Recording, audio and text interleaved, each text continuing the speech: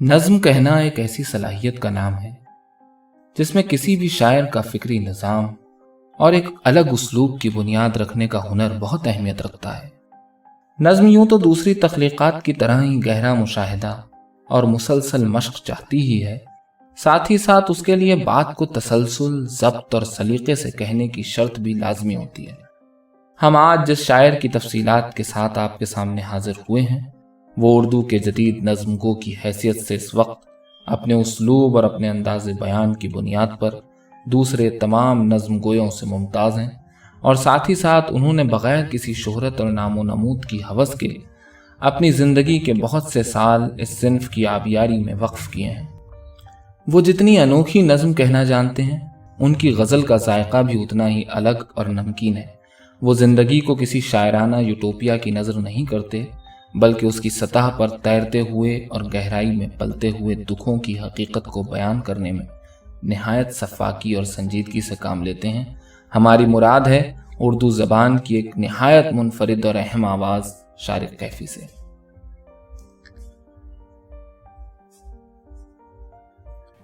शारिक कैफ़ी 1961 को बरेली में पैदा हुए, साइंस के स्टूडेंट रहे और बरेली कॉलेज से ही ग्रेजुएशन किया। शारिक कैफ़ी ने जिस वालिद के साये आतिफत में अपनी ज़िंदगी का आगाज़ किया, वो ख़ुद उर्दू के एक अहम शायर थे और उन्हें दुनिया कैफ़ी विजदानी के नाम से जानती थी। तू एक कदम भी जो मेरी तरफ बढ़ा देता, मैं मंजिलें तेरी दहलीज से मिला देता। ज़मीं के ज़ख्म समुंदर तो भर न पाएगा, ये काम दीदा तर तुझको सौंपना होगा। इस तरह के खूबसूरत शेरों के खालिक कैफ़ी विजदानी ने जाहिर है बेटे की नफ्सियात पर गहरा असर डाला होगा। उन्हें शेर गोई और शेर फहमी के अनासिर विरासत में मिले, मगर वो बहुत जल्द यानी अपने पहले मजमूए में ही रिवायत से बिल्कुल मुनहरिफ लहजे की सूरत में दुनिया शेर के पर्दे पर नमूदार हुए। वालिद के अलावा भी उनकी शायराना ज़िंदगी पर उनके दोस्त व अहबाब ने ज़रूर असर डाला होगा। एक अच्छा शायर अपने माहौल और अपनी आसपास की दुनिया से बहुत कुछ सीखता समझता है। शारिक कैफ़ी के कॉलेज के दोस्तों में जहां एक तरफ खालिद जावेद और सुहेल आज़ाद जैसे अदब फहम लोग शामिल थे, वहीं उनके पड़ोस में आशुफ्ता चंगेज़ी जैसा मारूफ और यकताए रोज़गार शायर रहा करता था। इन तमाम अदीबों, रिवायतों, रिवायत शिकनी के हौसलों और शेर कहने के नए और पुराने ज़ावियों ने शारिक कैफ़ी की शेरी बसारत के लिए ठीक वैसा ही किरदार अदा किया जैसा कि बादल, पानी, धुआं और सूरज मिलकर धनक के लिए अदा करते हैं। 89 में जब उनका पहला शेरी मजमुआ आम सा रद्द अमल शाये हुआ तो बड़े बड़े नक्काद और शायर उनके शेरी रवैये के नए अंदाज पर चौंक चौंक उठे। शारिक कैफ़ी ने अपने इस पहले शेरी मजमुए में जिन बुज़ुर्गों और दोस्तों की शफ़क़त और मोहब्बत का शुक्रिया अदा किया है, उनमें इंतज़ाम मोहम्मद शेर, ज़काउद्दीन शायां, फ़रहत एहसास, इक़बाल रिज़वी, खालिद जावेद, सुहेल आज़ाद, प्रदीप कुमार और पीपी श्रीवास्तव शामिल हैं। इसी मजमूए के आखिर में उन्होंने एक लड़की का शुक्रिया भी अदा किया है जिसका नाम रानी है। हमारी तहक़ीक़ के मुताबिक ये उनकी ज़िंदगी का वो पहला इश्क़ था जिसने उनकी तख्लीक़ी हिम्मत को जिला बख्शी और रहवार कलम को आसमान अदब में उड़ने के लिए महमेज़ किया। बहरहाल उनके पहले मजमूए से ही उन्हें एक अलग शनाख्त हासिल हुई और इस शनाख्त ने मेयारी जहनों में भी उनके लिए ख़ास जगह बनाई। उर्दू के मशहूर शायर शहरयार ने उन्हें ख़त लिखकर उनके अंदाज़ शेर की बहुत तारीफ़ की। शहरयार साहब ने आगे जाकर जब शेर व हिकमत में उन पर एक खुसूसी गोशा शाये किया तो इससे साबित हुआ कि वो शारिक कैफ़ी की तख्लीक़ी सलाहियत को किस कदर अहमियत देते थे। आशुफ्ता चंगेज़ी ने बसत शौक़ इस किताब को तमाम अहम पढ़ने लिखने वालों तक पहुँचाया और मोहम्मद हसन, शम्सुर रहमान फ़ारूक़ी, शमीम हनफी और काजी अफ़ज़ाल हुसैन जैसे नाक़िदों ने इस शेरी मजमूए के खालिक की फ़िक्र और इसकी उड़ान के मंसूबों को भांप लिया।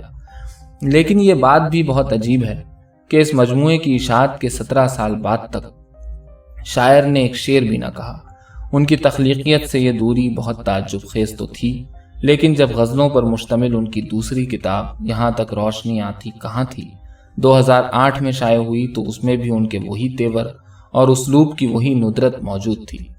انہوں نے اس پورے عرصے میں اپنی تخلیقی سنجیدگی کو بغیر کوئی شعر کہے بھی اسی طرح قائم و دائم رکھا تھا۔ اس سے ان کے ادبی کمٹمنٹ اور شعر سے گہرے تعلق کا اندازہ ہوتا ہے۔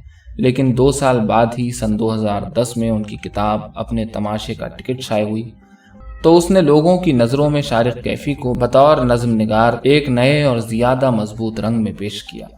اتفاق کی بات ہے کہ اپنے 2 غزلیہ مجموعوں کے باوجود وہ جتنا زیادہ اپنی نظموں کے لیے پہچانے اور تسلیم کیے گئے، غزلوں کے مقابلے میں یہ تناسب کہیں زیادہ بڑا ہے۔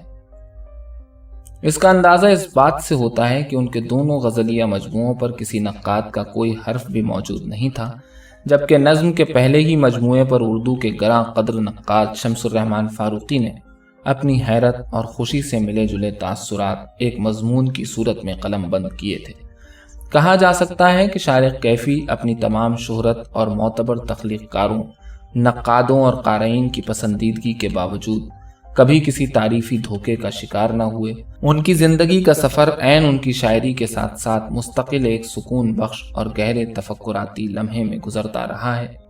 وہ مزاج سے ایک بے حد متین، دوست نواز اور سنجیدہ ادبی قاری ہیں۔ ہند و پاک کے بہت سے اہم رسائل میں ان کی نظمیں غزلیں شائع ہوتی رہیں۔ وہ زیادہ فلسفیانہ گفتگو پسند نہیں کرتے اور نہ تقریر کی لذتوں کے پابند ہیں، بلکہ وہ خاموشی کے سیاہ سمندروں سے تخلیق کے گوہر ڈھونڈ لانے والے ایک مشاق تیراک سمجھے جاتے رہے ہیں۔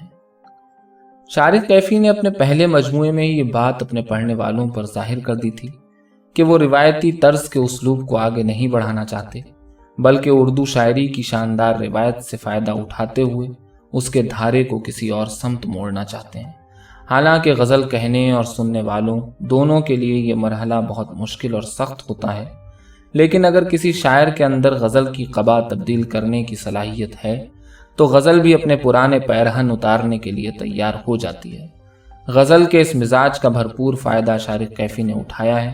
انہوں نے محبت کو ایک نئے زاویے سے دیکھا، زندگی کی تلخیوں اور خوشیوں دونوں کا باریکی سے جائزہ لیا۔ وہ قطب نما کے بتائے ہوئے راستے پر چلنے سے ہمیشہ پرہیز کرتے رہے اور انہیں سرسبز میدان میں کھو جانا اور تنوں، بادلوں، بوندوں اور پتوں کی آوازوں سے سحر انگیز ہونا زیادہ راس آیا۔ ان کی غزل اپنے تمام معاصرین سے الگ رہی اور اس انفرادیت نے ہی انہیں ان غزل گوؤں کی صف میں کھڑا کیا جس میں ان سے پہلے اپنی اسلوبیانہ جدت ترازیوں کی بنیاد پر میرا جی، منچندہ بانی، زیب غوری، رئیس فروغ اور ان جیسے دوسرے اہم شاعر موجود رہ چکے تھے۔ شارق کیفی کے چند منتخب اشعار یہ ہیں۔ بہت بھٹکے تو ہم سمجھے ہیں یہ بات، برا ایسا نہیں اپنا مقام بھی۔ بہت ہمت کا ہے یہ کام شارق، کہ شرماتے نہیں ڈرتے ہوئے ہم۔ جھوٹ پر اس کے بھروسہ کر لیا، دھوپ اتنی تھی کہ سایہ کر لیا۔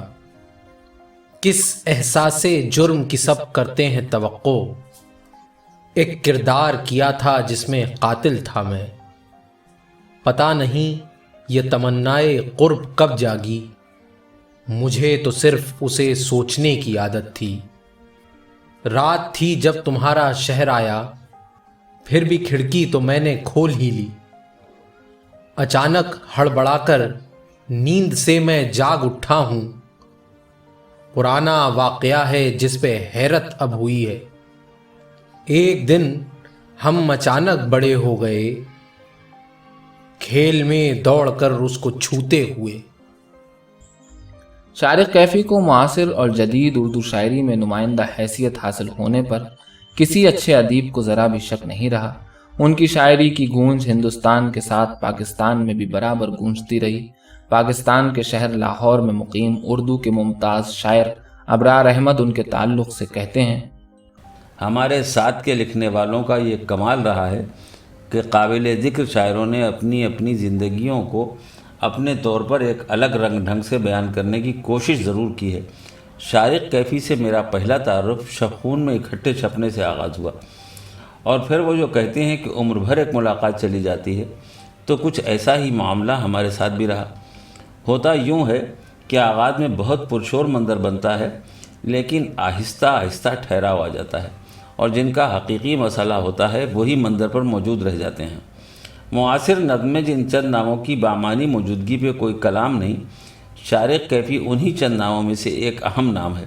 ہماری نسل کے روبرو بہت تیز رفتار تبدیلیاں رہی ہیں اور یہ سلسلہ جاری ہے۔ ایسے میں شارق نے موضوعات کے حوالے سے الگ راستہ اختیار کیا، جس کے خد و خال کی تشکیل کے لیے لفظیات اور زبان بھی الگ درکار تھی، اور یہ اصل امتحان تھا جس میں وہ کامیاب دکھائی دیتا ہے۔ میرے نزدیک انفرادیت کا حصول ہر باکمال شاعر کا خواب ہونا چاہیے کہ یہی اسے اردو روایت کے تسلسل میں قابل شناخت کڑی کا درجہ عطا کرتا ہے۔ وہ زمین سے جڑا ہوا شخص ہے اور کسی بھی خیالی دنیا میں جینے سے انکار کرتا ہے۔ اس کا راستہ مروج اسالیب اور طرزہائے بیان سے بے نیازی کے نتیجے میں ظاہر ہوتا ہے، اور ایسا صرف وہی شاعر کر سکتا ہے جو فیشن سے بے نیاز ہو اور اپنی باطنی سچائی ہی کو اپنا رہنما یقین کرتا ہو۔ زندگی کی بے ثباتی کے ساتھ ساتھ اس کی نظموں میں زندگی کی مضحکہ خیزی بھی چلتی ہے، اور موت کی وساطت سے اس کے ہاں بدن، رشتے، رویے، جدید زندگی کی کاٹدار اور شدید ضربیں سب یوں سلیقے سے نظم ہوتی چلی جاتی ہیں جیسے وہ جمالیاتی رتبہ رکھتی ہوں۔ کہیں کہیں مجھے اس کے ہاں وجودیت کے گہرے اثرات بھی دکھائی دیتے ہیں، اور ایک شدید متلی جو سارتر کی متلی سے ہم آہنگ ہو جاتی ہے۔ یہ کہنا فالتو بات ہوگی کہ اس کا ہنر اتنا پختہ ہے کہ ان بظاہر غیر روایتی، غیر شاعرانہ موضوعات کو جس فنی چابک دستی سے اس نے شاعری بنا دیا، یہ کچھ ایسا معمولی کام نہیں تھا۔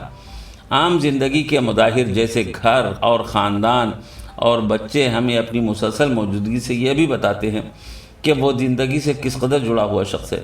اس کے ہاں آپ کو محبت ایک ایسی مہک میں لپٹی ملے گی جسے ہم فنا یا موت کا نام بھی دے سکتے ہیں۔ یوں بھی محبت اور موت دونوں سے نجات ملتی بھی کہاں ہے، اور ان کے بغیر شاعری بنتی بھی کہاں ہے۔ اسے باقی شاعروں سے الگ دیکھا جانا چاہیے کہ وہ واقعی ایک منفرد اور الگ لہن کا حامل تخلیق کار ہے۔ وہ میرے پسندیدہ شاعروں کی مختصر فہرست میں ہمیشہ شامل رہا ہے، اور میں ایک ناچیز اسے مزید کامیابیوں کی دعا دیتا ہوں۔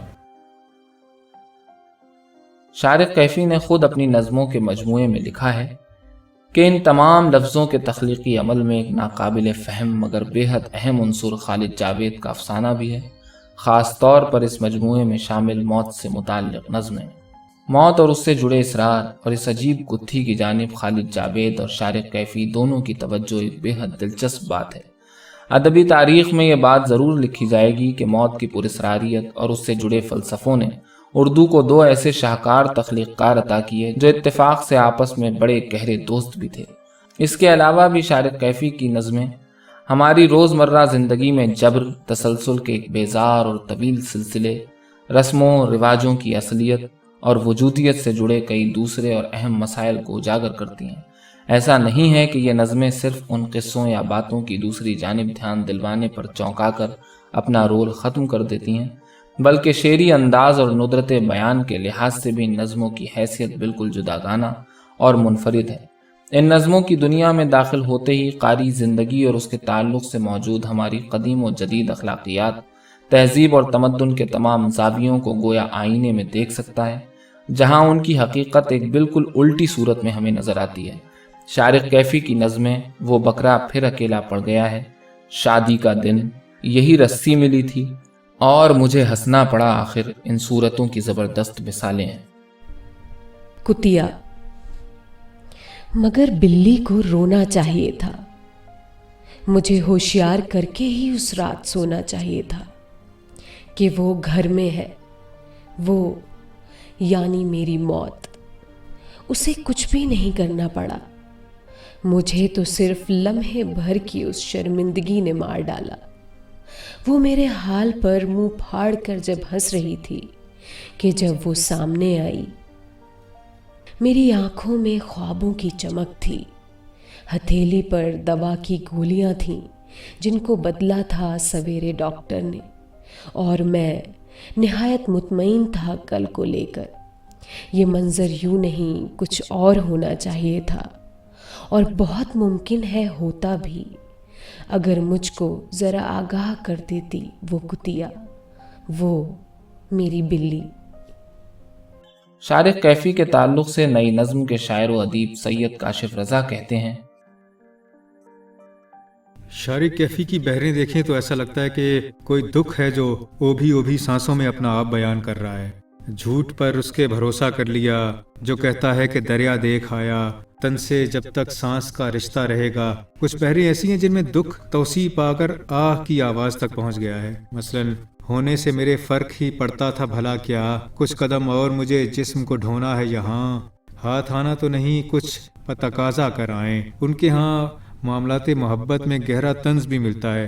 पहले मिसरे से लगता है कि मोहब्बत या ताल्लुक़ के मराहिल में कोई मस्बत मोड़ आया है, लेकिन दूसरा मिसरा बड़े ही हैरत अंगेज तजाद को सामने लाता है और इसके साथ पता चलता है कि जिस मोड़ को हम मस्बत समझ रहे थे वो शायर को किसी बहुत ही मनफी समत भी जाता हुआ दिखाई दे रहा है। जैसे शेर के कुर्ब का उसके उठाकर फ़ायदा, हिजर का सामा इकट्ठा कर लिया, गुफ्तगू से हल तो कुछ निकला नहीं, रंजिशों को और ताज़ा कर लिया, तसल्ली अब हुई कुछ दिल को मेरे, तेरी गलियों को सूना देख आया।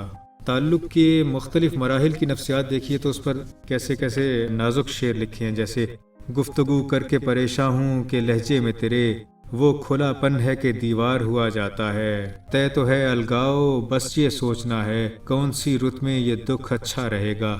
ये लफ्ज़ अलगाओ पाकिस्तान में नहीं बोला जाता मगर बड़ा मुफीद लफ्ज़ है। अलग से अलगाओ यानी अलग होना के मानों में। हम लोग मोहब्बत में झूठ पर भरोसा क्यों कर लेते हैं? शारिक कैफी कहते हैं, झूठ पर उसके भरोसा कर लिया, धूप इतनी थी कि साया कर लिया।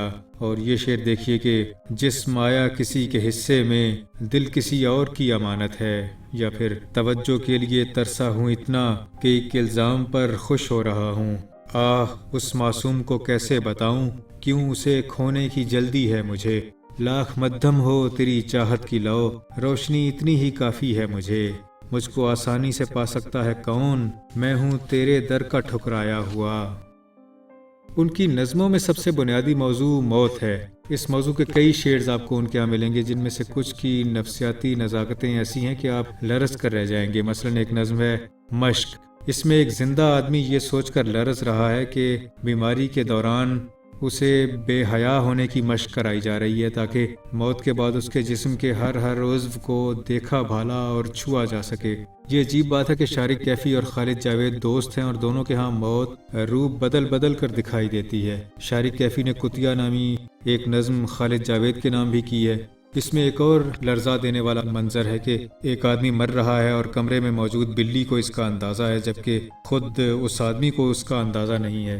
हेमिंगवे की मशहूर कहानी स्नोज ऑफ किलिमंजारो में भी एक मरते हुए आदमी की मौत का अंदाज़ा लकड़बग्घों को और गिद्धों को हो जाता है जिन्हें देखकर मरते हुए आदमी का दुख दो चंद हो जाता है। मौत के और भी कई शेड्स उनके यहाँ मिलेंगे। मसलन मरने वाले से जलन के नाम से एक नज़्म है जिसमें नाजिर मरने वाले को इस हसद के साथ देख रहा है कि मरने वाला एक इम्तिहान से गुजर गया और नासिर का इम्तिहान अभी बाकी है। एक और नज़्म है मोहब्बत की इंतहा पर जिसमें एक बच्चा है जिसे अपने बाप से इतनी मोहब्बत है कि उसे ये खदशा है कि उसे कुछ हो ना जाए। इस नज़्म के बारे में मैं यही कह सकता हूँ कि इसमें एक बच्चे का जो खदशा बयान किया गया है वो बचपन से अब तक मुझे बहुत खौफसदा रखता है। उनकी कुछ और नज़्में मौत के सामने वजूद को और शिद्दत से उजागर करने की कोशिश को सामने लाती हैं। बीच भंवर के लौट आऊँगा और तो क्या मरना भी अब मुमकिन नहीं है। इन जैसी नज़मों में मरने वाला चाहता है कि उसकी होइयत को, उसकी बीइंग को, उसके वजूद को शनाख्त किया जाए और उसकी ये ख्वाहिश उसकी मौत के हंगाम भी बेदार है। उनकी गज़लों के अच्छे शेर ज़्यादातर मोहब्बत की किसी पेचीदा सूरत हाल के बारे में है। फी ज़माना मोहब्बत पावर का या इख्तियार का एक खेल भी है। उनकी एक नज़्म मुझे हंसना पड़ा आखिर जिसमें ये बात सामने आती है कि मोहब्बत में एक फ़रीक कमज़ोर होता है जिसे महबूब की ज़रूरत ज़्यादा होती है और उसे उन चीज़ों को हंस कर टालना पड़ता है जिन पर वो अपने महबूब से नाराज़ हो चुका होता है। शारिक कैफी की शायरी पर उर्दू के बहुत से अच्छे नाक़िदीन ने गुफ्तगू की है और अभी बहुत सी गुफ्तगू उन पर होनी बाकी है।